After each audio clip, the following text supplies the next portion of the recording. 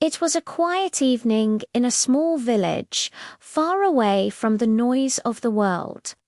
The wind was slow, the lamps were dim, and the sweet smell of rain drifted through the air. In one tiny house, nestled at the edge of the fields, lived a little girl named Anna. Anna was 10 years old. She loved drawing clouds, listening to the rain, and talking to her mother about the stars. But that night, things felt a little different. There had been thunder all afternoon, and far away, the sound of planes could sometimes be heard, the kind of sound that made everyone in the village hold their breath. Her mother, sensing her fear, whispered, "It's okay, my child. The angels are watching over us." Anna didn't really understand what angels looked like, but she liked the sound of it. It made her feel safe. She crept to the window and, looking out into the stormy darkness, whispered a tiny prayer, "Dear God, please keep everyone safe tonight." Then she climbed into her small wooden bed and hugged her old stuffed rabbit. Its button eyes worn smooth from years of comfort. Hours passed. The single candle on the table flickered and finally went out, leaving the room in near total darkness. The sound of the storm became softer, like a distant song that was ending.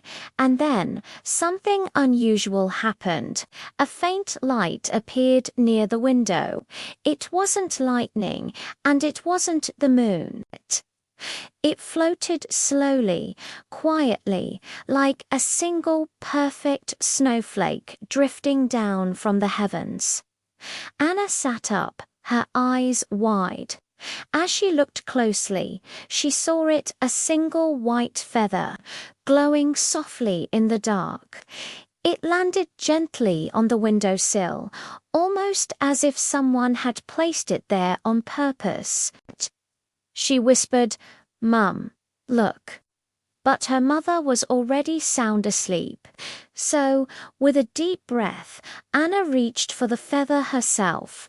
It was warm to the touch, not like an ordinary feather at all. The moment she held it, a profound sense of calm washed over her. The thunder seemed to fade into nothing. The wind became still. The fear in her heart melted away, replaced by a feeling of pure peace. The next morning, the war sirens were silent for the first time in weeks. A strange, beautiful quiet settled over the village. The villagers whispered that the soldiers had turned back, that the danger had passed. The skies were clear, and warm sunlight filled the valley again. Anna showed her mother the feather, which was still glowing faintly in the palm of her hand. Her mother smiled, her eyes filled with wonder, and said, "Maybe your prayer was heard, my love." They placed the feather on a small wooden table near the window, and every night it would catch a little moonlight, just enough to glow softly, a beacon of hope in the quiet house. Years went by, the war ended, and life returned to a gentle rhythm. Anna grew older, but the feather never lost its shine. When new friends or visitors asked, "Where did you get that beautiful thing?" she always said the same simple words. "It came from heaven, one night when I was afraid." She never told the full story, not about the thunder, or the planes, or the desperate prayer she had whispered into the night, because to her, that feather wasn't just a memory. It was proof. Proof that peace can fall quietly, like a whisper, even when the world is too loud. decades passed. The village changed, new houses were built, new roads paved, and new families arrived. But Anna's little house still stood near the fields, a timeless anchor in a changing world. Inside, on the same windowsill, rested the same white feather. Sometimes children passing by would peek through the glass and see its soft light. They would ask, "Grandma Anna, does it still glow?" And she would smile, her face crinkled with age, nodding slowly. "Yes," she'd say, "but only when you believe."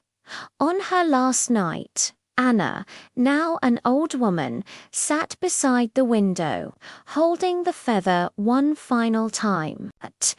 As if by magic, the rain returned gentle and slow, just like it had been when she was a child. She closed her eyes and whispered the same prayer she had all those years ago. "Dear God, please keep everyone safe tonight."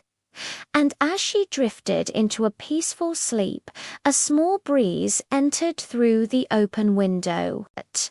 The feather lifted from her hand, floating into the air, glowing softly one last time as it disappeared back into the night sky. The next morning, when her family entered the room, the feather was gone, but on the table, where it had once lain for so many years, there was a faint, shimmering trace of light, a reminder that sometimes heaven listens in the silence.